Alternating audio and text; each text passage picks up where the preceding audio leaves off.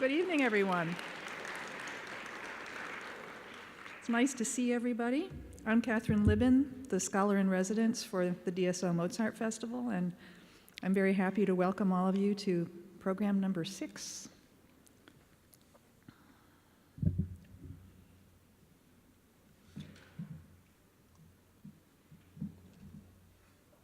In 1798, Franz Niemetschek, a schoolmaster and a lover of music in Prague, published an important book, the first biography of Mozart, which was full of first-hand accounts of the composer's visits to Prague, which he had witnessed on numerous occasions.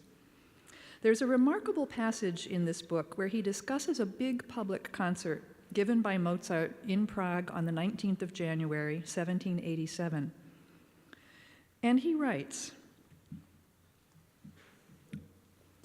"The theater had never been so full as on this occasion. Never had there been such unanimous enthusiasm as that awakened by his heavenly playing. We did not know what to admire most, whether the extraordinary compositions or his extraordinary playing. Together they made such an overwhelming impression on us that we felt we had been enchanted. The symphonies which he composed for this occasion are real masterpieces, which are played with great elan and fire, so that the very soul is carried to sublime heights. This applied particularly to the Grand Symphony in D major, which is still always a favorite in Prague, although it has no doubt been heard 100 times. Now, Niemetschek's language is noteworthy, with several words that particularly stand out: heavenly, overwhelming, enchanted, sublime. In describing the impact of this music on its listeners, he employs words that evoke their spiritual state, a state of exaltation and even of transcendence. The works on this evening's program, including the Grand Symphony in D that Niemetschek was referring to, have all been credited with sublime attributes at various points in their lives, yet all of them emerged from quite practical, even prosaic considerations. So I'd like to spend some time exploring Mozart's passage from practical to sublime in each of these works, in hopes of better understanding how creations so essentially human can at the same time be miraculous. So let's start with the earliest of the works on the program, the beautiful concerto for flute and harp. This originated during a time when Mozart had traveled to Paris with his mother for the most practical of reasons, to find a job. You may recall that he had been to Paris as a boy, and his father had made quite a few worthwhile connections there, which Mozart was able to call upon now and use to meet new people. He arrived in the city in March 1778. One of his first new acquaintances was an aristocratic gentleman, Adrien-Louis de Bonnières, Duc de Guines. In letters home, Mozart's mother mentioned both that a duke had commissioned concertos for flute and harp, and also that her son was spending 2 hours every day tutoring the duke's daughter in composition. These lessons took place at the home of the noble father and daughter, a grand house on Paris's left bank known as the Hôtel de Castries. It may still be seen today. Mozart filled in more details about this relationship in a fascinating postscript to one of his mother's letters. He writes, "The Duc de Guines, whose daughter is my composition pupil, plays the flute incomparably, and she plays the harp magnifique. She has a great deal of talent and even genius." Can you imagine being called genius by Mozart? Huh. "She especially has an incomparable memory. She can play all of her pieces, some 200, by heart. She strongly doubts, though, whether she has any genius for composition, especially in terms of ideas. But her father, who between ourselves is a bit in love with her, says that of course she has ideas. It's all nonsense. She just has to trust more in herself. And Mozart goes on to say that the Duke is quite particular about what he wants her to learn. Nothing big, no operas, no arias, no concertos, no symphonies, just large sonatas for her instrument and for mine. Then Mozart describes how he, with infinite patience, got her to try writing a minuet, or at least expanding on one as he wrote it, feeding it to her in tiny morsels, line by line and bar by bar. It's clear that she never quite caught on, though the lessons continued, since Mozart needed the income. The concerto Mozart wrote for the two of them is elegant and full of charm, and it surely reflects, as all his concertos did, the individual talents of the two musicians. The superb flute part was especially tailored for the Duke's own instrument, which had an extra joint that allowed him to play the low pitches D flat and C. Mozart took careful note of this and exploited them to advantage in this concerto. He has, in the first movement, a crescendo as the flute dips down to that C at a climactic moment. And again, in the slow movement, he employs the C at the bottom of a couple of dramatic leaps. He would not use those pitches again in any of his other music for flute. The harp part is also singular. It stands alone as Mozart's only harp music. The harp had not yet become an orchestral instrument and was mainly played by accomplished ladies, especially in France and England. If Mozart had spent more time in either place, we would likely have more harp music by him. Mozart's writing for it is very much like what he might write for keyboard. Both parts for flute and harp sound deceptively simple, but in fact they challenge the players, who have to play with agility and shape lyrical expressive lines at the same time. They're supported by only a very light orchestra with pairs of oboes and horns in the outer movements, and nothing but strings for the central andantino. This transparency of texture is part of the work's special quality and demonstrates how Mozart can achieve extraordinary beauty with the simplest of means. The tender conversation between the two instruments, particularly in the slow movement, is one of its chief felicities, and certainly something close to heavenly. Sadly, we are returned to earth with the knowledge that the Duke failed to pay Mozart for this lovely work, so his practical reason for undertaking it actually came to naught. We're left only with the Sublime. He had much better fortune nearly 10 years later with the symphony now known as the Prague, which is what we'll hear first on this evening's program. More than once, Niemetschek referred to this symphony, so beloved by his city, as sublime. It might be helpful at this point to contextualize that term, which was much discussed by critics and philosophers in the 18th century and started being applied to music in the second half of the century. The idea of the sublime became explicitly linked to the symphony in an influential article by Johann Abraham Schultz, which was part of a 4-volume encyclopedia called The General Theory of the Fine Arts. Schultz wrote, "The symphony is excellently suited for the expression of the grand, the festive, and the sublime." Then he talks a bit about some of the functions of a symphony, and then he says this about the music. "The allegros of the best symphonies contain great and bold ideas. Such an allegro is to the symphony what a Pindaric ode is to poetry. Like the ode, it lifts and stirs the soul of the listener and requires the same spirit, the same sublime power of imagination, and the same aesthetics in order to be happy therein." Now, at the time of Mozart's Prague Symphony, the genre of symphony was beginning to take on a more exalted role, with more expressive significance than in its early days as a crowd silencer, or as an all-purpose space filler for concert halls or even church services. One of the signals that Mozart was thinking about the symphony in a new way was that he began to separate it from his opera overtures.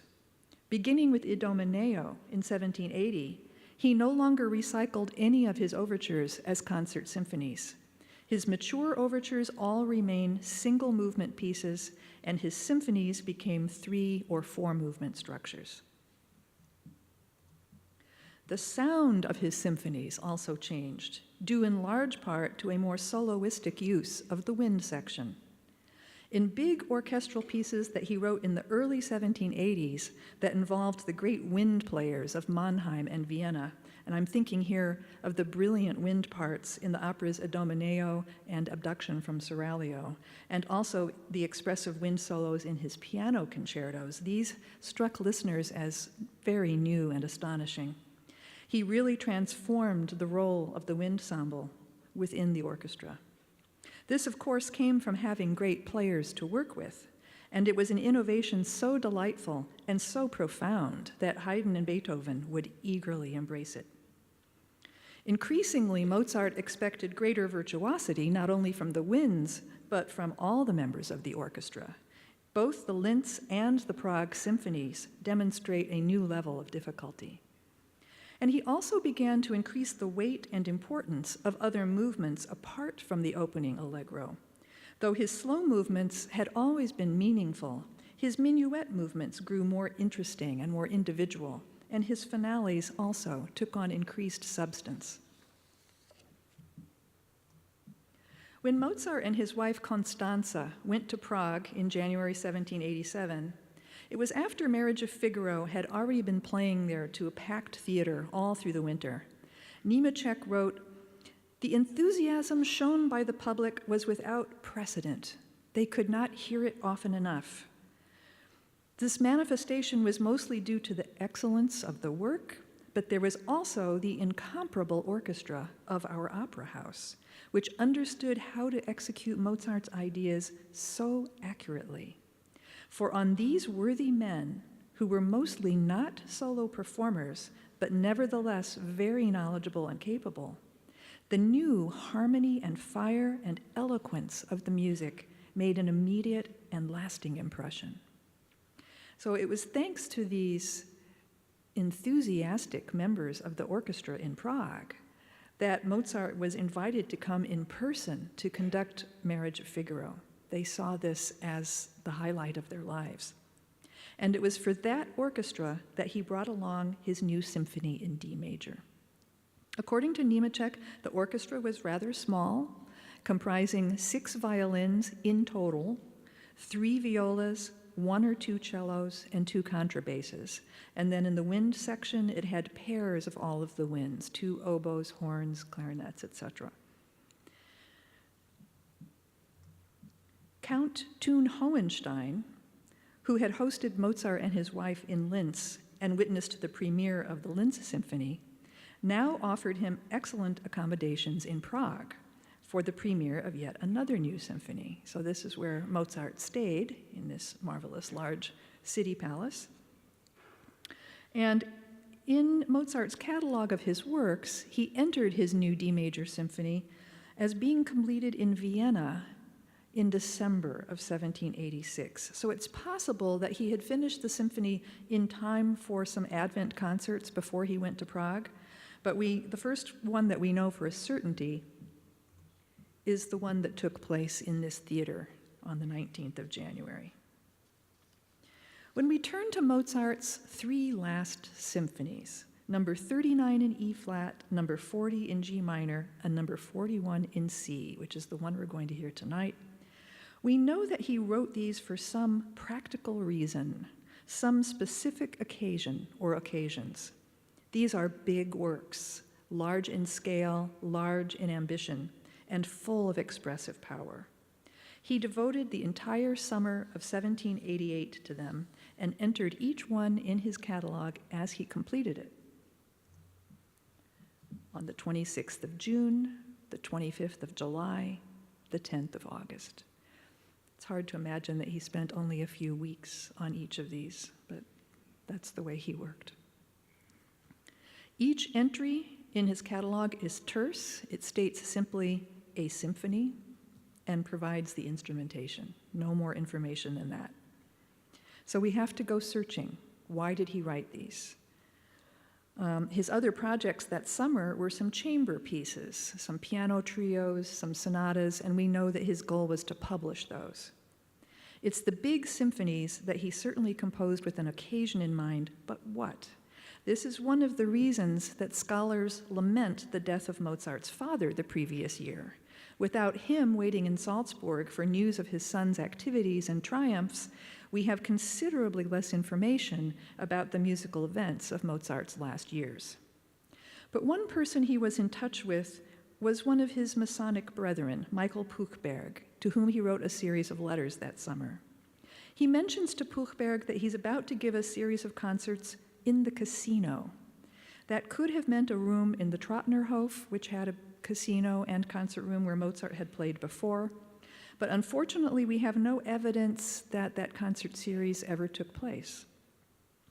It's also quite likely that the symphonies were played on a big concert series where Mozart directed his new arrangements of Handel oratorios.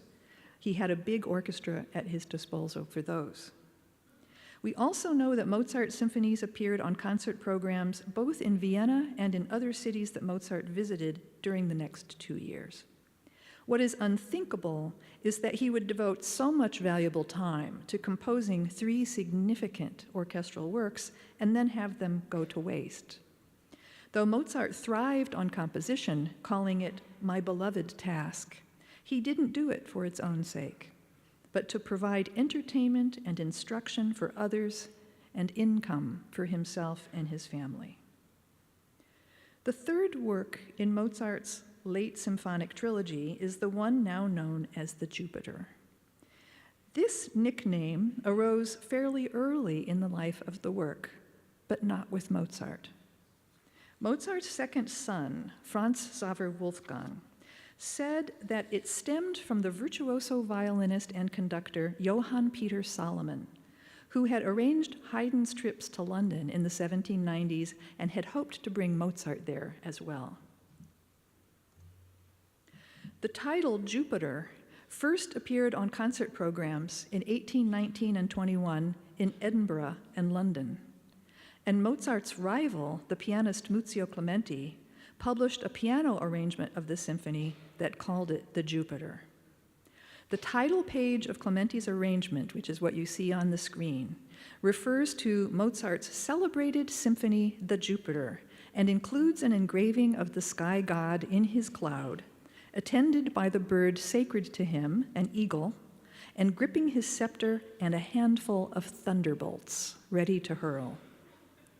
This brings us back to the idea of the sublime. The thunderbolt has been used as a metaphor for the sublime since classical antiquity. A translation of the 1st century Greek treatise by Longinus on the sublime provided 18th century readers with the thunderbolt and with the opening of Genesis, and God said, "Let there be light," and there was light, as the very images of sublimity. Both philosophers Edmund Burke and Immanuel Kant explored the meanings of the sublime in their 18th century treatises on aesthetic experience.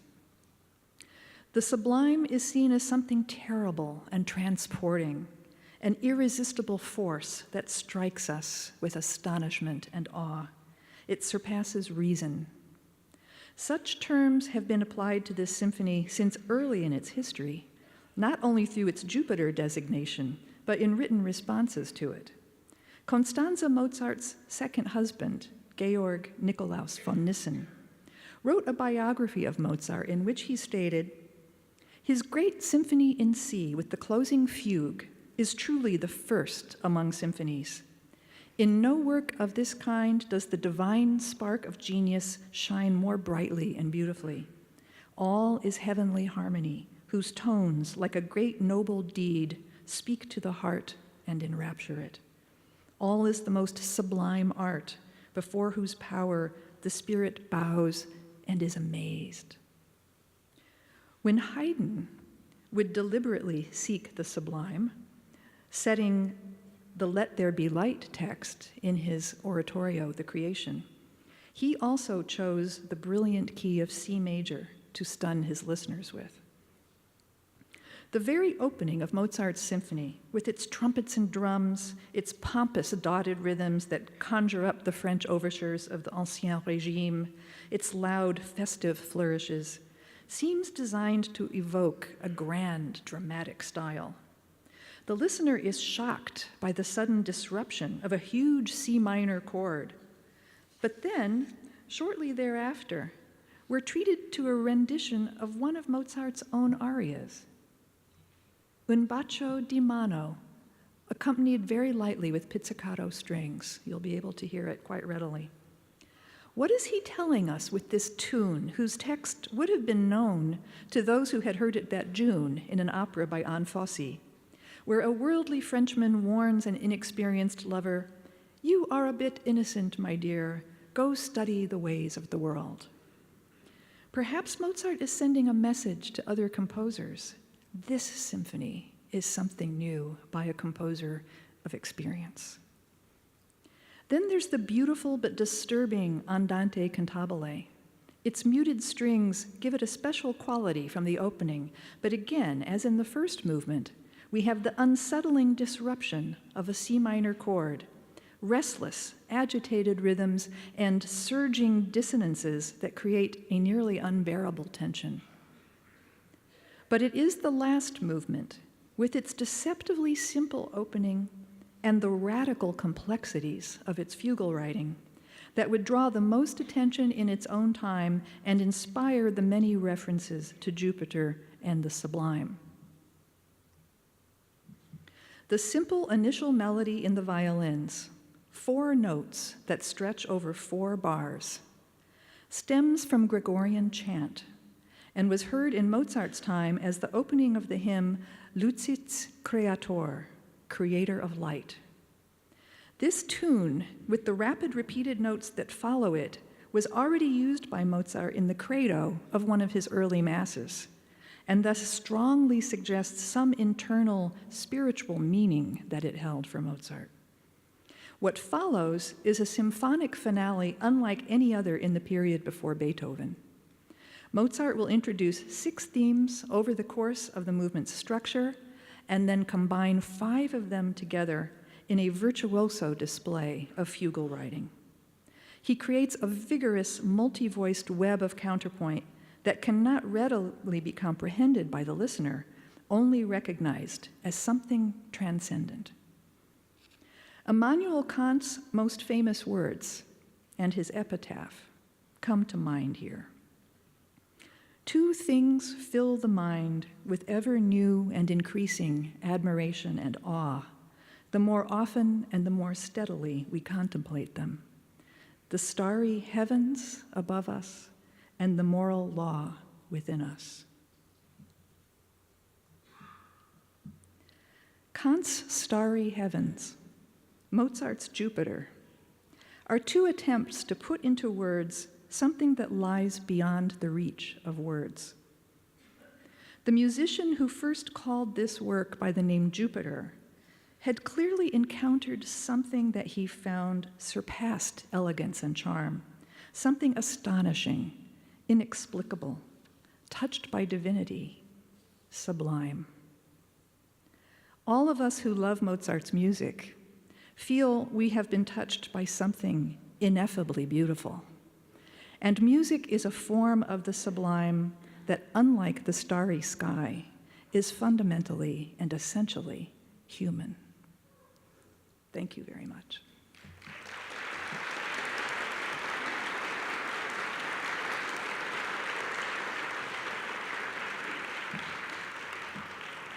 We have a couple of minutes, so